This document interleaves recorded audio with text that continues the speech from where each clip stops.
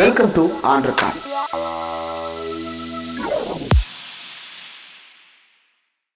Welcome to on record. இன்றைக்கு நம்மோடு நேர்காணலுக்காக சிறப்பு விருந்தினராக மூத்த ஊடகவியலாளர், அரசியல் திறனாய்வாளர் திரு பிரியன் அவர்கள் இணைந்திருக்கிறார். அவரோடு பேசலாம். சார் வணக்கம். சார் வணக்கம். சார் மற்ற மாநிலங்கள் குறித்து நிறைய பேசியிருக்கிறோம், மற்ற மாநிலங்கள் இருக்கக்கூடிய மக்கள் குறித்தும் நிறைய பேசியிருக்கிறோம். ஆனால் சமீபத்தில் ரொம்ப குறிப்பாக ஒவ்வொரு வருஷமும் யாராவது ஒரு அமைச்சர் இதற்கு முன்பு பீகார் பற்றியோ ஊபி பற்றியோ பேசிய அந்த வார்த்தைகளை எடுத்து போட்டு ட்ரெண்ட் பண்ணுறது வழக்கமாக மாறி இருக்குது. இப்போ அது இன்னொரு படி மேலே போய் தயாநிதி மாறன் 2019-20 பேசின ஒரு பேச்சு பீகார் பற்றி, அதை எடுத்து சமூக வலைதளங்களில் பீகார் பிஜேபி பகிர்ந்து தேஜஸ்வி யாதவ் இப்போ அதற்கு கண்டனம் தெரிவிச்சிருக்கிறாரு. இந்த நிகழ்வை எப்படி பார்க்குறீங்க சார்? இல்லை, அதாவது ஒரு அரசியல்வாதி பல்வேறு காலகட்டங்களில் பல்வேறு கருத்துக்களை சொல்கிறார். அது காலத்துக்கு காலம் சில போது மாறுபடும். இந்த கூட்டணிகள் மாறுபடும் போது அந்த காலத்தில் நீங்கள் அதை பேசினீங்க, வைகோ அதை பேசினார், வைகோ ஸ்டாலினை பற்றி என்னெல்லாம் பேசினார் அப்படின்னு உடனே அதை எடுத்து போடுற விஷயங்கள்லாம் நடக்கிறத பார்க்குறோம். அப்போ அந்த மாதிரியான விஷயங்கள் நடக்கும்பொழுது பேசினவங்களுக்கும் ஒரு சங்கடம், அவங்கள சேர்த்துன்றவங்களுக்கும் ஒரு சங்கடமாக இருக்கிற ஒரு விஷயமா இருக்கிறத பார்க்குறோம். வைகோ திமுக கூட்டணியில் இணைஞ்ச போது எவ்வளவு சோஷியல் மீடியாவில் நம்ம பார்த்தோம். நம்ம வைகோ எப்படி தான் பேசினார், அது ஸ்டாலினை தனிப்பட்ட முறையெல்லாம் கூட பேசினார் அவர். ஸோ அப்படிலாம் இருக்கும்போது இப்போ சோஷியல் மீடியா யுகமாக இருக்கிறதுனால மேடைகள் யுகம்லாம் மாறி பல பல நம்ம படிகள் மேலே வந்துட்டோம் நம்ம ஆக்சுவலாக. ஸோ இந்த சமயத்தில் நாலடி ரூமில் உட்காந்துட்டே யார் தலையை எப்படி கவுக்கலாம் அப்படின்ற மாதிரியான விஷயங்கள் யோசிக்கப்படுகின்றன. ஓகே, அது பிஜேபியை பொறுத்த மட்டும் அவங்களுக்கு என்னென்னா திமுகவை நேரடியாக தமிழ்நாட்டு பிரச்சனைகளை வைத்து கோவில் விஷயமோ கடவுள் விஷயமோ இந்த மாதிரி விஷயங்கள், இல்லை புயலில் பெருமழையில் சரியா செய்யலை, இல்லை அமைச்சரை கேள்வி கேட்டாங்க, இந்த மாதிரி ஒரு ட்ரெண்ட் பண்ணுற விஷயங்களை தவிர பழைய இந்தியா கூட்டணி என்கிற ஒன்று சேர்ந்த பிறகு இந்த இந்தியா கூட்டணியில் இருக்கிற மற்ற உறுப்பினர்களை அது ஏற்கனவே அதில் ஒரு பல்வேறு விதமான கருத்துக்கள் கொள்கைகள் கொண்டவர்கள் ஒன்று சேர்ந்துருக்காங்க. அவர்களை அசைத்து பார்க்குற மாதிரி, அவர்களை சங்கடப்படுத்துகிற மாதிரி சில விஷயங்கள் யாராவது பேசினால் அது அதை எடுத்து நீங்கள் போட்டு காங்கிரஸே உனக்கு இது சம்மதம் தானா, ஆர்ஜேடிஏ நிதிஷ்குமாரே இது நீங்கள் திமுக கருத்தை ஒப்புக்கொள்கிறீர்களா இப்படின்னு போட்டு திமுக ஒரு வலுவான பார்ட்னராக இன்றைக்கி இந்தியா கூட்டணியில் இருக்குது. ஸோ அதனால் இந்த மாதிரி விஷயங்களை அவங்க பிஜேபியோட ஐடிவிங் பண்ணுறாங்க. அவங்க நோக்கம் என்னென்னா இந்தியா கூட்டணி ஏற்கனவே பலவிதமான கருத்து மோதல்களில் இருக்கிற இந்தியா கூட்டணியில் மேலும் பல கருத்து மோதல்களை உருவாக்கி ஏதாவது அந்த கூட்டணியிலேருந்து ஒருத்தர் 2 பேர் நிறுவாங்களா, இந்த இந்தியா கூட்டணி ஒன்றாக சேராமல் இருக்குமா. ஸோ நோக்கம் அதுதான். ஒரு பொலிட்டிக்கலாக அதுக்காக பொய்யான விஷயங்களை பழைய வெவ்வேறு சந்தர்ப்பங்களில் வெவ்வேறு சூழல்களில் பேசின விஷயங்களை எடுத்து அள்ளி விடுறதை நம்ம பார்க்குறோம் நம்ம. ஓகே, அதுதான் அதோடைய இந்த தயாநிதி மாறனுடைய பேச்சை இப்போ எடுத்து விட்டதுக்கு காரணம் அதுதான் காரணம் என்பது என்னுடைய கருத்து. ஓகே, இதில் இன்னொரு கேள்வி வருது சார். இந்தியா அலையன்ஸுன்றது அது ஒரு மோர் தேன் ரெயின்போ அலையன்ஸ். அவ்வளோ பெரிய கூட்டணி அது. சிபிஎம் இருக்குது, சிபிஐ இருக்குது, பல்வேறு கட்சிகள் அதில் இருக்கிறாங்க. ஆனால் ஏன் தொடர்ந்து திமுகவை மட்டுமே குறி வச்சு இந்தியா கூட்டணி தாக்கப்படுது? இல்லை, திமுக உங்களுக்கு இந்த கூட்டணிகளெல்லாம் இந்த கூட்டணியில் இருக்கிற இந்த கட்சிகளெல்லாம் ஒன்றுபடுத்துகிற ஒரு சூழலில் திமுக இருக்குது ஆக்சுவலாக. ஸோ அதனால் திமுக இந்த இந்தியா கூட்டணி அலையன்ஸுங்கிறது ஒரு ஃபார்மிடபுளாக உருவாகணும் அப்படின்றதுல தெளிவாக இருக்கிற ஒரு கூட்டணி. முதல்ல இருந்தே இந்தியா கூட்டணிக்காக பாடுபடுகிற ஒரு கட்சியாக திமுக இருக்குது. அதனால் திமுகவை அட்டாக் பண்ணுறது அவங்க பாஜகவோட முக்கியமான ஒரு அஜெண்டாவில் முக்கியமான ஒரு அம்சமாக இருக்கிறத நம்ம பார்க்குறோம் நம்ம. ஸோ அதுக்காக பாஜக பொய் மூட்டைகள், புழுகு மூட்டைகள், அண்ட புழுகு, ஆகாச புழுகு எல்லாத்தையும் எதையும் சொல்கிறதுக்கு பாஜக என்றைக்குமே தயங்கினது கிடையாது. சோஷியல் மீடியாவில் அழுத்து விடுறதுக்கு தயங்கினது கிடையாது. அதனால் ஒரு புலம்பெயர்ந்த தொழிலாளர் விஷயத்திலே பார்த்தோம் எப்படிப்பட்ட வீடியோ பரப்பினாங்கன்னு தெரியும். அவங்க அது யார் பாஜக தானே பரப்பினாவன். ஸோ அதனால் எந்தெந்த விதத்தில் திமுக கவர்மெண்ட்டை டேமேஜ் பண்ண முடியுமோ, எந்தெந்த விதத்தில் திமுக என்ற கட்சியை டேமேஜ் பண்ண முடியுமோ, எந்தெந்த விதத்தில் திமுக ஆட்கள் பேசியதை எடுத்து போட்டால் இந்தியா கூட்டணியில் உள்ள கட்சிகள் சங்கடப்படுமோ அதை இப்போ பேசுகிறாங்க. இப்போ திமுக என்கிற கட்சி இந்தியா கூட்டணியிலேருந்து விலகி வந்துடுது, அல்லது திமுகவோட பேரை சொல்லி அவங்களோட நாங்கள் இருக்க மாட்டோம்னு சொல்லி ஏதோ ஒரு கட்சி வெளில போச்சு வச்சுக்கோங்க, அது ஒரு முக்கியமான டெவலப்மெண்ட் ஆகிடும். அது இம்பார்ட்டன்ட் டெவலப்மெண்ட் ஆகிடும். அது 24 நோக்கி போகும்போது இந்தியா கூட்டணியோட ஒற்றுமையின்மையை வந்து ரொம்ப தெளிவாக கண்ணாடி போல காட்டுகிற ஒரு விஷயமா போயிடும். ஸோ அதை நோக்கி தான் இந்த பாஜக போகிறாங்க ஆக்சுவலாக. எப்படியாவது இதை நிதிஷ்குமார் வந்து இந்தியை பற்றி பேசுகிற விஷயங்கள், அதெல்லாம் பூஸ்ட் பண்ணுற விஷயங்கள் இதெல்லாம் பாஜகவோட சோஷியல் மீடியா பண்ணுற விஷயங்கள் தான். ஸோ அதனால் இந்த மாதிரி விஷயங்கள்லாம் பண்ணும்போது இந்தியா கூட்டணியை உடைக்கணும், வலுவான திமுக இருக்கிற அதுலேயும் ஒரு ஓட்டையை உண்டாக்கணும், திமுக காங்கிரஸ் கூட்டணியை எப்படியா பிரிக்கணும் தமிழ்நாட்டில். இதுதான் அவங்க நோக்கமாக இருக்கிற ஆக்சுவலாக. ஓகே, இன்னொரு பக்கம் எது நடந்தாலும் அது இந்தியா கூட்டணிக்கு எதிரான விஷயமாகவே பார்க்கப்படுது சார். நாடாளுமன்றத்தில் பெரியாரினுடைய கொட்டேஷனை எம்.எம். அப்துல்லா பேசுகிறாருன்னா உடனே இந்தியா கூட்டணி இதை ஆதரிக்குதான்ற கேள்வி. இவர் டெல்லிக்கு போகிறாரு, இந்தியா கூட்டணி அலையன்ஸ்லையும் கலந்துக்கிறாரு, இதுலேயும் பிரதமர் மோடியும் சந்திக்கிறாரு. அப்போ நீ இதுக்கு தானே வந்த அப்படின்ற ஒரு கேள்வி. மக்களை விட உனக்கு இந்தியா அலையன்ஸ் தான் முக்கியமா அப்படின்ற கேள்வி. எல்லா இடத்துலையும் இந்தியா அலையன்ஸ் மட்டுமே பர்டிகுலராக எல்லா இஷ்யூலையும் அதை கார்னர் பண்ணுறாங்களே சார். அதாவது ஒரு கடுகை வந்து மலையாக்கிற விஷயத்தை வந்து பிஜேபி நல்லா செய்வாங்க. ஓகே, அதாவது எந்த கான்டெக்ஸ்டில் நீங்கள் ஒரு விஷயத்தை பேசுகிறீங்கன்றதை பொறுத்து இருக்குது. நீங்கள் சனாதனத்தை ஒழிக்கணும்னா இந்துக்களை ஒழிக்கணும்னு நீங்கள் திசை திருப்புறீங்க. அந்த பாஜகவோட அமித் மாலவியா என்ற பொய்யர் இருக்கார்ல, அந்த பொய்யர் இது மாதிரி திசை திருப்புறார். எப்படி அது நீங்கள் அப்போ காங்கிரஸ் முக்து பாரத் அப்படின்னீங்களே, அப்போ காங்கிரஸ்காரர்களே ஒழிக்கணுமா, காங்கிரஸை ஒழிக்கணுமா? காங்கிரஸ் முக்து பாரத் அப்படின்னா சனாதனத்தை ஒழிக்கணும்னா சனாதனத்தில் இருக்கிற மூட நம்பிக்கைகளை ஒழிக்கணும், பழைய விஷயங்கள் சில விஷயங்கள் சமகாலத்துக்கு ஒத்துக்கொள்ளாத இருக்கிற விஷயங்களை ஒழிக்கணும்னு சொல்கிறாங்களே தவிர ஏதோ இந்துக்களை ஒழிக்கணுன்ற விஷயத்தை நீங்கள் பரப்பீங்க. நீங்கள் என்ன பண்ணுறீங்க, இதன் மூலமாக அந்த இந்தியா கூட்டணியில் இருக்கிற கட்சிகளை வந்து பிரச்சனை பண்ணுறீங்க. அது மட்டும் இல்லாமல் வடக்க இருக்கிற காங்கிரஸ் சார்பாக இருக்கிற இந்துக்களை வந்து திசை திருப்புறீங்க. இந்து மக்கள்லாம் ஓட்டு போட்டு வெறும் முஸ்லீம்கள் ஓட்டு போட்டோ மற்ற சமயத்தினர் ஓட்டு போட்டால் காங்கிரஸ் ஆட்சிக்கு வருது அல்லது அதிக ஓட்டுகளை வாங்குது. இந்துக்களும் ஓட்டு போட்டு தான் வாங்குறாங்க. அந்த ஓட்டு கூட போகக்கூடாதுன்றதுனால நீங்கள் அதை வச்சு நீங்கள் இந்த மாதிரியான விஷயங்களை கையில் எடுக்கிறீங்க. அதே மாதிரி பார்த்தீங்கன்னா அந்த இவர் நம்ம டாக்டர் செந்தில்குமார் நினைக்கிறேன் தருமபுரி, அவர் பேசின ஒரு விஷயம், அவர் வந்து இயல்பாக பேசிட்டார் ஆக்சுவலாக. அதை வந்து இன்னும் கொஞ்சம் வேறு மாதிரி பேசியிருக்கலாம். ஆனால் அது பேசின உடனே அதை வச்சு உடனே காங்கிரஸ் அதை ஏற்றுக்கொள்கிறதா, உடனே திமுக உடனே வந்து ஒரு பயந்துட்டு ஐயோ நமக்கு பெரிய பிரச்சனை வந்துடும் போல் இருக்கே அப்படின்னு அவங்க உடனே அவருடைய பேச்சுக்கு நாங்கள் உடன்பாடலை அப்படின்ற மாதிரி ஒரு விஷயத்தை இஷ்யூ பண்ணுறதை பார்க்குறோம் நம்ம. அதாவது நீங்கள் அப்துல்லா புதுக்கோட்டை அப்துல்லாவோட பேச்சாக இருக்கட்டும், இல்லை இப்போ தருமபுரி செந்திலோட பேச்சாக இருக்கட்டும், இல்லை வந்து உதயநிதியோட பேச்சாக இருக்கட்டும், இப்போது தயாநிதி மாறனோட பேச்சாக இருக்கட்டும், இது எல்லாத்துலேயும் ஒரு ஒற்றுமை என்னென்னு பார்த்தீங்கன்னா திமுகவை டேமேஜ் பண்ணணும், இந்தியா கூட்டணியில் ஓட்டையை ஏற்படுத்தணும். இதுதான் அவங்களுடைய நோக்கமாக இருக்குது. உடனே இப்போ நீங்கள் சொல்கிற மாதிரி இவர் ஆர்ஜேடியிலேருந்து அவர் வந்து தேஜேஸ்வரி வந்து ஒரு மறுப்பு விட்ட உடனே பேசின உடனே அதை உடனே பெருசாக ட்ரெண்ட் பண்ணுறாங்க இல்லையா. அப்போ உடனே திமுகவுக்கும் அதுக்கு ஒரு பிரச்சனையை உண்டாக்குற மாதிரியான ஒரு விஷயங்களை பண்ணுறாங்க. அதே மாதிரி நிதிஷ்குமார் டிஆர் பாலுவை பார்த்தீங்கன்னா தேசிய மொழி ஹிந்தி கற்றுக்கணும்னு சொல்கிற விஷயத்த பெருசாக பண்ணுறாங்க. ஸோ அவர் வந்து ஒரு இதாக கூட சொல்லியிருக்கலாம், லைட்டர் வெயினில் கூட சொல்லியிருக்கலாம், ஒரு சட்டையராக கூட இருக்கலாம், நீங்கள் ஹிந்தி கற்றுக்கலாமே ஏன் கற்றுக்காது இருக்கீங்கன்னு கூட சொல்லியிருக்கலாம். உள்ளே என்ன நடந்ததுன்னு தெரியாது. அதனால் இந்த நார்த் இந்தியன் மீடியா இருக்கு இல்லையா, அவர்கள் வந்து திட்டமிட்டு இந்த இந்தியா கூட்டணிக்கு எதிராகவே பல பேர் வேலை செய்கிறாங்க. 90% of the north Indian media totally against India கூட்டணி, காங்கிரஸுக்கும் இந்தியா கூட்டணிக்கும் எதிராக இருக்காங்க. 90% of the north Indian media அப்படி தான் இருக்காங்க. அவங்களுக்கு என்னென்னா மோரலஸ் அவங்க பாஜகவுடைய அந்த தத்துவார்த்த வலையில் வீழ்ந்துட்டாங்க அவங்க. ஆக்சுவலாக மீடியா பற்றி பேசும்போது சரி, இப்போது நம்மளும் மீடியாவில் தான் இருக்கிறோம். என்ன விமர்சனம் வருதுன்னா, நீங்களும் மீடியாவில் தானே இருக்கீங்க, இப்படி கண்ணாடி வீட்டில் கல்லெறியலாமா அப்படின்ற அந்த விமர்சனத்தை இப்படி பார்க்க. இல்லை, கண்ணாடி வீட்டில் கல்லறி இல்லாமல்னா யார் தப்பு பண்ணாலும் சொல்ல வேண்டியது நம்ம கடமைங்க. என்ன மீடியா என்ன பரமத சைவன் கழுத்தில் இருக்கிற பாம்பா? அதில் அந்த பாம்பு வந்து என்ன பாம்பை வந்து யாரும் விமர்சனமே பண்ணக்கூடாதா? பரமசிவனே விமர்சனத்துக்குள்ளாகும் போது பாம்பு ஏன் விமர்சனத்துக்குள்ளக்கூடாது? ஜனநாயகத்தில் நீங்கள் 4வது தூணாக இருக்கிற பத்திரிகை, அந்த பத்திரிகை தர்மத்தை வந்து நீங்கள் காப்பாற்ற வேண்டிய அவசியம் இருக்குல்ல. நீங்கள் வந்து முக்கியமான விஷயங்கள்லாம் இப்போ ஃப்ரான்ஸில் வந்து ரஃபேல் ஊழல் பெருசாக போயிட்டுருக்கு, யாராவது நீங்கள் அதை பற்றி டிஸ்கஷன் எடுக்கிறீங்களா? ராகுல் காந்தி ஃபோட்டோ பிடிச்சாரு, துணை ஜனாதிபதியை பிடிச்சாரு, படம் எடுத்தார், வீடியோ எடுத்தார், அதை டிஸ்கஷனுக்கு கொண்டுறீங்களே நீங்கள். அது ரஃபேல் விஷயம் போயிட்டுருக்கு, நீங்கள் இன்வெஸ்டிகேஷனுக்கு ஒத்துழைக்க மாட்டேன்னீங்கன்னு அங்கே இருக்கிற மீடியா பார்ட் சொல்லிட்டு இருக்கான். நீங்கள் அதை பற்றி ஏதாவது டிஸ்கஷன் எடுக்கிறீங்களா? எடுக்கிற உங்களுக்கு ஐடியா இருக்கா?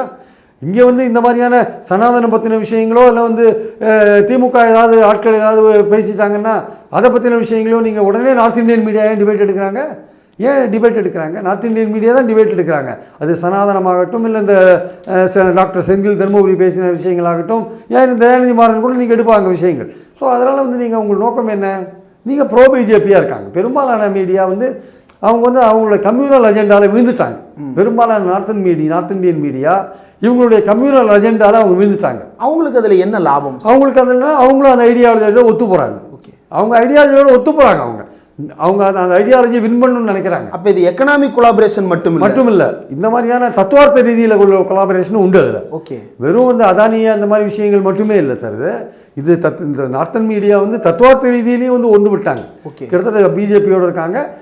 ஒன்றுபடாத ஒத்து வராத மீடியாக்களை மிரட்டுறதுக்கு தான் வந்து அரசாங்கம் எல்லா விதமான ஆயுதங்களையும் பயன்படுத்துது. புலனாய்வு ஏஜென்சிகளை பயன்படுத்துது. அது நியூஸ் லாண்ட்ரி ஆகட்டும், நியூஸ் கிளிக் ஆகட்டும், ஒயர் ஆகட்டும், அது வேறு பல விஷயம்லாம் வலைத்தளங்களாகட்டும், இல்லை பிரிண்ட் மீடியா ஆகட்டும், இல்லை சேனல்ஸ் ஆகட்டும், எல்லாத்தையும் மிரட்டி வாங்கிறது, இல்லை மிரட்டி பணிய வைக்கிறது அப்படின்ற மாதிரி. இன்றைக்கி பாருங்கள், முக்கியமான செய்தி நிறுவனங்கள்லாம் அதானி வாங்கியிருக்கார், பங்குகள் அதிகமாக வாங்கியிருக்கார், தொலைக்காட்சியை வாங்கியிருக்கார்.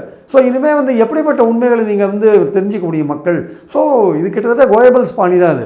அதாவது இந்த விளம்பர சாதனங்களை முதல்ல நம்ம பக்கம் கொண்டு வரணும். எல்லாத்தையும் அந்த சாதனங்களை கொண்டு வந்துட்டு நம்ம சொல்கிறதா மக்களுக்கு போகணும். அந்த நம்ம சொல்கிறதா மக்களுக்கு போகணுன்னா விளம்பர சாதனங்கள் எல்லாமே அந்த கம்யூனிகேஷன் அந்த இதெல்லாம் இருக்குல்ல, அந்த all communication machinery should be with us, நம்மக்கிட்ட இருக்கணுன்றது தான். அது ஒரு பாசிசத்தோட அடிப்படையான ஒரு விஷயம். அதில் வந்து ரொம்ப தெளிவாக வந்து பாஜக இருக்காங்க. ஓகே, ஸோ அது வந்து அரசாங்கத்தோட ரூல்ஸ் மூலமாகவும் அதை வந்து மீடியாவை வழி கொண்டுறாங்க. மிரட்டல் மூலமாக, உருட்டல் மூலமாக, சட்டங்களை பயன்படுத்தி குரல் வலையை நெரிப்பதன் மூலமாகவும் கொண்டு வராங்க. ஸோ வெவ்வேறு வகையில் வந்து ஒரு தத்துவார்த்த ரீதியிலையும் அவங்கள கொண்டு வராங்க. அதனால் நார்த் இந்தியன் ஜேர்னலிஸ்ட் என்கிட்ட சொன்னார், எங்கள் நியூஸ் ரூமில் ஒர்க் பண்ணுறதுக்கே ரொம்ப ப்ரெஷர் ஜாஸ்தியாக இருக்குது. கவர்மெண்ட்டை பற்றின செய்தியை வந்து நாங்கள் எதை முதல்ல போடுறது, எதை போடாத, இதை வந்து அடக்கி வாசிங்கன்றாங்க. கரெக்டாக போகிற சமயத்தில் அதை அடக்கி வாசிங்க, போடாதீங்க அப்படின்றாங்க. இதை வந்து பூஸ்ட் பண்ணி போடுங்கன்றாங்க. எங்களுக்கு வந்து இன்ஸ்ட்ரக்ஷன்ஸ் அப்படிலாம் வந்துட்டு இருக்குன்ற மாதிரியான டெல்லியில் இருக்கிற நியூஸ் ரூமில் இருக்கிற சப் எடிட்டர்ஸ்லாம் சொல்கிறாங்க. ஸோ இந்த மாதிரி விஷயங்கள் இருக்கும்பொழுது கம்யூனிகேஷன் டூல்ஸை வந்து கையில் எடுத்துக்கிற இந்த பாசிச அடிப்படையான சித்தாந்தங்களில் கம்யூனிகேஷன் டூல்ஸ் எடுத்துக்கிறது ஒன்று. அதில் ரொம்ப தெளிவாக வந்து கைதேர்ந்துட்டாங்க பாஜக. அதுதான் பாயிண்ட் அதில் ஆக்சுவலாக வந்து. அதனால் வந்து இந்த மாதிரியான விஷயங்கள் இருக்குல்ல, திமுக போன்ற விஷயங்கள், திமுக பிரமுகர்கள் போன்ற விஷயங்கள், இப்போ பேசுகிற விஷயங்கள், இதெல்லாம் வந்து எப்படி இந்தியா கூட்டணியை உடைக்கிறது தான் வந்து இன்றைக்கி இருக்கிற வடக்கத்திய மீடியாக்கான முதல் கொடுத்துருக்கிற அஜெண்டா என்னென்னா, இந்த இந்தியா கூட்டணியை நீங்கள் பிளவுபடுத்தணும். அதுதான் நார்த் இந்தியன் மீடியாவுக்கு பிஜேபி கொடுத்துருக்கிற அஜெண்டா. ஓகே, அந்த அஜெண்டாவில் தான் அவங்க ஒர்க் பண்ணுறாங்க நார்த் இந்தியன் மீடியா. சவுத் இந்தியாவில் வந்து மீடியா இன்னும் கொஞ்சம் நியாயமாக இருக்கிற மாதிரி என்னுடைய கருத்து. இன்னும் சில பிரிண்ட் மீடியா ஆகட்டும், சில சேனல்ஸ் ஆகட்டும், எல்லாமே வந்து நியாயமாக இருக்காங்க. நார்த் இந்தியன் மீடியா டோட்டலி எதர் ஐடியாலஜிக்கலி ஆர் பயம் காரணமாக அவர்கள் சப்மிசிவாக போயிட்டாங்க என்பது என்னுடைய கருத்து. ரைட். ஆனால் சதன் மீடியாவுக்குமே ஒரு பிளாக் ஸ்பாட் மாதிரியான சில இன்சிடென்ட்ஸும் கூட இருக்குது. தமிழ்நாட்டில் ஒரு சில முன்னுதாரணங்கள் இருக்குது. இப்போ கூட நம்ம ஒரு நிதி கேட்குறோம், நிதி கொடுப்பது கொடுக்கலை அப்படின்றது வந்து ரொம்ப டெக்னிக்கலாகவே அதை பேசலாம். ஆனால் நிர்மலா சீதாராமன் அவர்கள் கையில் வந்து விசிறி போல் அந்த பணத்தை வைத்திருப்பது போலவும், அமைச்சர் உதயநிதி பின்னாடி ரொம்ப இரவல் கேட்டு நிற்பது போலவும் ஒரு புகைப்படம் ஒரு பத்திரிகையில் வருது. இது என்ன ஐடியா சார்? தமிழ்நாட்டு மக்களை அவமானப்படுத்துகிறார் நிர்மலா சீதாராமன். உதயநிதிக்கு எதிரானது இல்லை, இது உதயநிதிக்கு எதிரானது இல்லை. இந்த நீங்கள் சொல்கிற அந்த ஏடு, அந்த கார்ட்டூனை போட்ட ஏடு தமிழ்நாட்டு மக்களை அவமானப்படுத்துகிறது. தமிழ்நாட்டு மக்கள் ஏதோ பிச்சை எடுத்துன்னு காத்துட்டு இருக்கிற மாதிரியான ஒரு சுச்சுவேஷனை உருவாக்கிறது. உங்கள் அப்பன் வீட்டு பணமா என்றது ஒரு இயல்பான ஒரு கலோக்கியலாக பேசுகிற ஒரு விஷயம். தமிழ்நாடு அதிகமாக கான்ட்ரிபியூட் பண்ணுது, சென்ட்ரலோட ரெவன்யூக்கு அதிகமாக கான்ட்ரிபியூட் பண்ணுது, ஜிஎஸ்டியில் கான்ட்ரிபியூட் பண்ணுது. அதனால் நீங்கள் வந்து எங்களுக்கான பங்களிப்பை அதிகமாக கொடுங்க. நீங்கள் ஜிஎஸ்டி காம்பன்சேஷன் கூட 2022 முடிச்சிட்டீங்க, அதை கூட எக்ஸ்டெண்ட் பண்ணல அந்த பீரியடை கூட.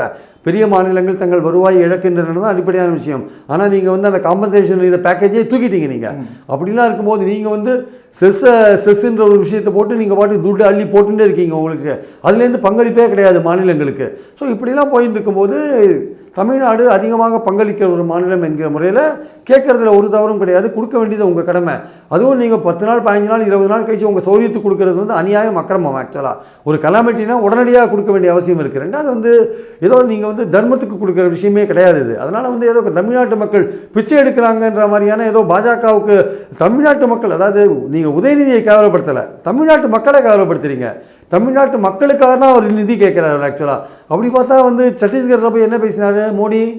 மாமா வீட்டு பணமான்னு கேட்டார். மாமா வீட்டு பணமா அப்படின்னு கேட்டார். அவர் யாரை பார்த்து கேட்டார்?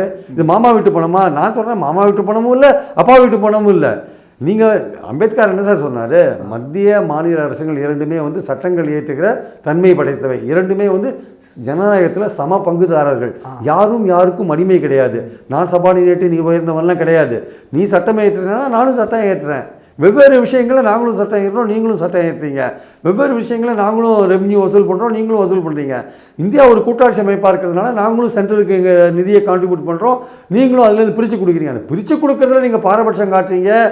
உங்கள் கட்சி ஆளுற மாநிலங்களுக்கு ஒரு நீங்கள் வெண்ணெய் வைக்கிறீங்க, இன்னொரு எதிர்கட்சிகள் ஆளுற மாநிலங்களுக்கு சுண்ணாம்பை கண்ணில் வைக்கிறீங்க. நீங்கள் இந்த மாதிரி ஆட்டிடியூடை நம்ம கேட்கும்பொழுது இயல்பாக பேச்சு வழக்கில் ஒரு அப்பா வீட்டு சொத்தா நீ கூட உதயநிதி பின்னாடி அதை திருத்திட்டு இருக்கார். ஆக்சுவலாக அவர் கொஞ்சம் ரேஷாக கூட கேட்டுக்கலாம், சொல்ல முடியாது. அவர் கொஞ்சம் பாலிஷாக கூட கேட்டுக்கலாம். இது வந்து தமிழ்நாடு தன்னுடைய உரிமைகளை கேட்கிறது, நீங்கள் கொடுத்தே தரணும் அப்படின்ற ஒரு விஷயத்தை இருக்கலாம். அவர் இயல்பாக பேச்சு வழக்கில் அவர் கேட்டாருங்க. அதை வச்சுட்டு வந்து உதயநிதியை வந்து நீங்கள் அட்டாக் பண்ணுறத ஒரு அரசியல் ரீதியாக நீங்கள் கொண்டு போகிறீங்க. அப்போது மாமா வீட்டு பணமான்னு கேட்ட பிரைம் மினிஸ்டர் உங்களால் விமர்சனம் பண்ண முடியுமா? இது மாமா வீட்டு பணமும் இல்லை, அப்பா வீட்டு பணமும் இல்லைன்றது நிர்மலா சீதாராமனுக்கு யார் சொல்கிறது? வெங்காயம் விலை ஏறி எடுத்துன்னா எனக்கு தெரியாதுங்க, நான் வெங்காயமே சாப்பிட்றதில்ல, பூண்டே சாப்பிட்றதில்லண்ணா. நீ வெங்காயம் பூண்டு சாப்பிடாத இருக்கலாம், நீங்கள் அது விளையாடுறதை பற்றி நீங்கள் கவலைப்படாத இருந்தால் அப்புறம் எதுக்கு ஆட்சி பண்ணுறீங்க? ஓகே, இப்போ இந்த ஓவரால் சினாரியோ வரக்கூடிய நாடாளுமன்ற தேர்தலில் எப்படி எதிரொலிக்கும்னு பார்க்குறீங்க சார்? திமுக தொடர்ந்து கார்னர் பண்ணுறாங்க. திமுகவினுடைய எல்லா கொள்கைகளையும் பார்ட் பை பார்ட்டாக டேமேஜ் பண்ணுறதுக்கான ஒரு வேலை தேசிய அளவில் நடக்குது. இந்தியா கூட்டணி ஒரு வேலை திமுக சுமையாக இருக்கிறது என்று நினைக்கக்கூடுமா? இல்லை, இது ரொம்ப முக்கியமான ரொம்ப குரூஷியலான கேள்வி இது. ஏன்னா வந்து அந்த நிதிஷ்குமார் விஷயம்லாம் வந்ததுக்கு அப்புறம் பார்த்தீங்கன்னா வந்து திமுகலேருந்து ஒரு சைலன்ஸ் இருக்குது. அதை பற்றி யாருமே ரியாக்ட் பண்ண மாட்டேன்றாங்க. அதை பற்றி யாருமே திமுகலேருந்து ரியாக்ட் பண்ண மாட்டேன்றாங்க. சோஷியல் மீடியாலலாம் போயிட்டுருக்கு இது மாதிரி நடந்தது, இது மாதிரி ஏன் திமுக ரியாக்ட் பண்ணல, அங்கே ஏன் டிஆர் பாலு கேட்கல, இங்கே வந்து ஒரு சர்க்குலர் ஹிந்தியில் வந்தாலே குதிக்கிறீங்களே நீங்கள், அங்கே ஏன் கேட்கல அப்படிலாம் வந்து வருது. ஆனால் திமுகலேருந்து அது சம்மந்தமாக எந்த விதமான ரியாக்ஷன் வரல. திமுகவுக்கே ஒரு டெஸ்டிங் பீரியட் தான் அது. ஆக்சுவலாக இந்த திமுகவுக்கே ஒரு டெஸ்டிங் பீரியடாக தான் நான் பார்க்குறேன். ஏன்னா இப்போ அவங்களுடைய கட்சி பிரமுகர்கள் வந்து லோக்கலில் பேசி சில பிரச்சனைகள் பொன்முடி பேசுறது, துரைமுருகன் பேசுறது, அது ஒரு பக்கம் ஒரு ஸ்டாலினுக்கு தலைவலி கொடுக்குற விஷயங்களாக இருந்தால் கூட டோட்டலாக இந்தியா கூட்டணியை வந்து பிரச்சனைக்குள்ளாக்குற மாதிரியான விஷயங்கள் இருக்குல்ல, அதை வந்து பிஜேபி திசை திருப்புற விஷயங்கள் இருக்குல்ல. ஸோ நீங்கள் எப்படி ஒரு பால் போட்டாலுமே அது திசை திருப்பி விடுற விஷயங்கள் இருக்குல்ல. ஸோ இது மாதிரி நடக்கும் பொழுது நார்த்தில் வந்து இயல்பாகவே சில கட்சிகள் வந்து யோசிப்பாங்க, கண்டிப்பாக யோசிப்பாங்க. ஆனால் பிரிந்து போகிற அளவுக்கு அவங்க வந்து அந்த அளவுக்கு ஒரு பக்குவம் இல்லாத வகையில் அவங்க இருப்பாங்களான்னு நினைக்கல. ஏன்னா இது வந்து ஒரு மோடி என்கிற ஒரு பொது எதிரியை 24 அவர் வந்துட்டாருன்னா இந்தியாவில் ஜனநாயகத்துக்கே ஒரு பெரிய மோசமான ஒரு விஷயம் நடக்கும். பேச்சு சுதந்திரம், எல்லா சுதந்திரமும் பறிபோயிடும், ஜனநாயகம் பேருக்கு இருக்கும், மற்றபடி சர்வாதிகாரம் தான் நடக்கும் என்று சொல்லி கொண்டிருக்கிற இந்த கட்சிகள் இந்த மாதிரியான சின்ன சின்ன விமர்சனங்களுக்காக வந்து பிரிந்து போகிறதுக்கான வாய்ப்புகள் இல்லை என்பது என்னுடைய கருத்து. ஏன்னா ஓவராலாக வந்து ஒரு பொது எதிரி வந்து ஒரு ராட்சசத்தனமாக ஒரு பொது எதிரி இங்கே இருக்கும்பொழுது நீங்கள் வந்து ஒன்றுபட்டு இருந்தால்தான் நீங்கள் வந்து போராட முடியுமே தவிர, நீங்கள் பிரிந்திருந்தால் அது வந்து தேர்ட் டைம் வந்து ஈஸியாக மோடி வரத்துக்கான வாய்ப்புகள் இருக்குது. தேர்ட் டைம் மோடி வந்தார்னா மோர் தென் தி காங்கிரஸ் ரீஜனல் பார்ட்டிஸ்க்கு தான் ரொம்ப பிரச்சனைகள் ஜாஸ்தியாக வரும், அதிகமாக வரும். அதனால் இந்த ரீஜனல் பார்ட்டிஸ் வந்து தங்கள் ரொம்ப ரொம்ப கேர்ஃபுல்லாக இருக்க வேண்டிய அவசியம் இருக்குது. அதே மாதிரி காங்கிரஸும் வந்து இவர்களெல்லாம் அரவணைத்து கொண்டு போகணும். இவர்களும் காங்கிரஸுக்கு உரிய மரியாதையும் கௌரவமும் கொடுக்கணும். ஏதோ காங்கிரஸ் ஒன்றும் இல்லை கிழிக்கிறான்னு நினைக்கக்கூடாது. அவர்களுக்கும் இந்த 3 ஸ்டேட்டில் தோற்றா கூட ஓரளவுக்கு ஓட் பேங்கை நல்லா தான் வச்சுருக்காங்கன்றது நம்ம பார்க்குறோம். நம்ம ஹிந்தி பேசுகிற மாநிலங்களில் ஒன்றுமே இல்லை, நம்ம காங்கிரஸை ஒரேடியே தள்ள முடியாது. ஆக்சுவலாக அது மத்திய பிரதேஷ் ஆகட்டும், இல்லை சத்தீஸ்கர் ஆகட்டும், இல்லை ராஜஸ்தான்லேயும் அவங்க ஓட் பேங்க் ஒன்று ரொம்ப மோசமான தோல்விலாம் கிடையாது. அதனால் வந்து இந்த 24 தேர்தலை நோக்கி போகும்போது இந்த மாதிரி விஷயங்கள் இது மாதிரி நடக்காத அளவுக்கு பார்த்து கொள்ள வேண்டியது திமுகவுடைய பொறுப்பு. ஆக்சுவலாக திமுக பிரமுகர்களுடைய பொறுப்பு. ஆனால் ஏதோ நீங்கள் அதுக்கு வாயை எப்போதுமே கட்டின்னு இருக்க முடியாது சார்.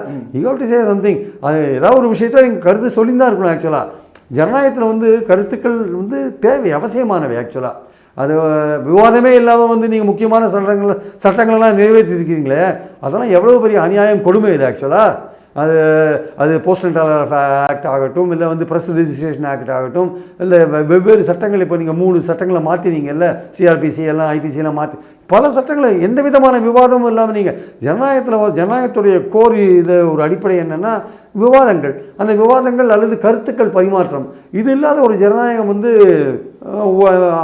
ஆத்மா இல்லாத உடல் மாதிரி. ஆக்சுவலாக வந்து உயிரில்லாத உடல் மாதிரி விவாதங்கள் வந்து அடிப்படையான ஒரு விஷயம். அப்போ திமுகவில் வந்து அதற்கான உரிமை இருக்கிறத அவங்க பேசுகிறாங்க. பேசும்போது கொஞ்சம் கேர்ஃபுல்லாக பேசணும். ஏன்னா திசை திருப்பதற்கு ஒரு பெரிய ஒரு பொய்யர்கள் கூட்டம் காத்து கொண்டு இருப்பதனால கொஞ்சம் ஜாக்கிரதையாக இருக்க வேண்டிய அவசியம் இருக்குது. ஓகே, அதுதான் அடிப்படையான விஷயம். ரைட். நிறைவாக ஒரு கேள்வி சார். இப்போ அமைதியாக இருக்கிறார்கள், ரியாக்ட் பண்ணணும் அப்படின்ற ஒரு காலம் இருக்குது. இப்போ பிஜேபி தரப்புலையுமே இதற்கு முன்னாடி தமிழ்நாட்டை, தமிழர்களை இழிவுபடுத்தி நிறைய பேசியிருக்கிறாங்க. ஹெச் ராஜா, எம்பி தருண் விஜய் வந்து தமிழர்கள் பற்றி பேசுகிறது, இந்த கமெண்ட்ஸ்லாம் கூட சோஷியல் மீடியாவில் இருக்குது. இப்போ இதை வச்சு திமுகனுடைய ஒரு சோஷியல் மீடியா விங்கோ அல்லது ஐடி விங்கோ ஏன் இன்னும் ஸ்ட்ராங்காக ரியாக்ட் பண்ண முடியல? இவ்வளோ மெட்டீரியல் கையில் இருந்தும் அதையே ரியாக்ட் பண்ண மாட்டாங்க சார்? இல்லை, நான் பொதுவாகவே பார்க்குற விஷயம் என்னென்னா வந்து பல்வேறு விஷயங்களுக்கு திமுகட்டேந்து வர ரியாக்ஷன்ஸ் வந்து எதிர்பார்த்த அளவு ஒரு ஆவேசமாகவும் வேகமாகவும் இல்லை என்பதை நான் பார்க்கிறேன். நீங்கள் சொல்கிற விஷயங்கள் உட்பட வந்து இப்போ பல விஷயங்கள் வந்து அவங்களால வந்து ஒரு ஆளுங்கட்சியாக இருக்கிறதுனாலேயோ ஒரு கைகளை பின்புறம் கட்டிக்கொண்டு சண்டை போட வேண்டிய நிலையில் அவங்க இருக்காங்களோன்னு எனக்கு கூட பல சமயங்களில் தோணுது. ஆக்சுவலாக வந்து பயப்படுறாங்களா? இல்லை, பயப்படுறாங்களான்னு கூட சொல்ல முடியல ஆக்சுவலாக. பட் ஸ்டாலின் வந்து சில போது ரொம்ப ஸ்ட்ராங்காக வந்து சென்ட்ரலுக்கு எடுத்த மத்திய அரசுக்கு எதிரான அல்லது பிஜேபிக்கு எதிரான கருத்துக்களை ஸ்ட்ராங்காக சில சமயம் அவர் வைக்கிறத நம்ம பார்க்குறோம். நம்ம ஏன் இந்தியா கூட்டணி ஒற்றுமையாக இருக்கணும், ஏன் மோடியை வீழ்த்தணுன்ற விஷயங்களில் ஸ்ட்ராங்காக இருக்கார். பட் ஆனால் சில விஷயங்களில் வந்து இந்த மாதிரி சோஷியல் மீடியாவில் வந்து அதன் மூலமாக ட்ரெண்டாகிற சில விஷயங்களுக்கு திமுகலேருந்து ஒரு ஸ்ட்ராங்கான பதில்கள் வந்து வரலை. அந்த சோஷியல் மீடியா வந்து அவங்களுடைய சோஷியல் மீடியா விங் இருக்குல்ல, அது வந்து இன்னும் கொஞ்சம் ஆக்டிவாகவும், பாஜகவோட சோஷியல் மீடியான்றது வெறும் தமிழ்நாட்டுக்குள்ளே மட்டும் அடங்கினது இல்லைங்க. அது அகில உலகமும் இருக்கிற ஒரு அகில உலகம் முழுக்க இருக்கிற ஒரு ஒரு குறிப்பிட்ட ஆட்கள் இருக்காங்க. அவங்க இதுக்குன்னே வந்து ஒர்க் பண்ணுறாங்க, ரவுண்ட் த கிளாக் ஒர்க் பண்ணுறாங்க. ஒரு உலகளாவிய வலதுசாரிகளின் பிரதிநிதியாக அது இருக்குது. ஆமாம், அது இருக்குது. உலகளாவிய வலதுசாரிகளின் பிரதிநிதியாக இருக்கிறதுனால உலகமெங்கும் இருக்கிற வலதுசாரிகள் நாக்பூரில் போனீங்கன்னா ஆர்எஸ்எஸ் ஹெட் குவார்ட்டர்ஸில் தமிழ்நாடுக்குன்னு ஒரு தனியாக ஒரு கிளை ரூமே வச்சுருப்பானுங்க. வச்சுட்டு அதை மட்டுமே டீல் பண்ணுவானுங்க, மாநிலம் டீல் பண்ணுவாங்க. ஸோ அந்த மாதிரி இருக்கும்பொழுது உலகமெங்கும் இருக்கிற அந்த வலதுசாரி ஆதரவாளர்கள் இருக்காங்கல்ல, அவங்களுக்கு கிட்டத்தட்ட ஒரே மைண்ட் செட்டில் தான் இருக்காங்க எல்லாருமே. அதை வந்து இந்த வர்ணாசிரம தர்மம், மனுநீதி, இந்த மாதிரி விஷயங்கள்லாம் எப்படி இந்த சமூகம் கட்டமைக்கப்படணுன்றதெல்லாம் தெளிவாக இருக்காங்க. ஸோ அதை நோக்கி பாஜக போகிறதுனால எல்லோருமே அதை ஆதரிக்கிற நிலையில் இருக்காங்க.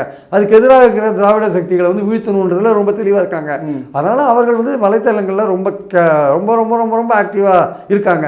அந்த அளவுக்கு ஈடு கொடுக்குற மாதிரியான விஷயங்கள் இந்த திராவிட குறிப்பாக திமுகவுடைய ஐடி விங்கில் இல்லை என்பது என்னுடைய கருத்து. ஸ்டாலின் தொடர்ந்து அந்த ஐடி விங்கில் வந்து ஆக்டிவாக இருக்கணும்னு சொல்கிறாரு. பட் அந்த அளவுக்கு இந்த திமுக ஐடி விங் ஆக்டிவாக இருக்கிற மாதிரி எனக்கு தெரியல.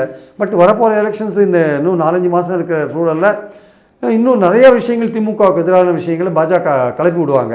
அதை எப்படி திமுக ரியாக்ட் பண்ண போகிறது, எவ்வளோ இதே ஒரு சுணக்கமான நிலையில் தான் ரியாக்ட் பண்ண போகிறாங்களா, இல்லை ஒரு ஆக்ரோஷத்தோடையும் ஆவேசத்தோடையும் வேகமாகவும் ரியாக்ட் பண்ண போகிறாங்களான்றதை பொறுத்து இருந்தால் பார்க்கணும். நிறைய விஷயங்கள் பகிர்ந்துட்டீங்க சார். இவ்வளவு நேரம் ஒதுக்கி இந்த நேரம் தந்திருக்கு மிக்க நன்றி சார். தேங்க்யூ.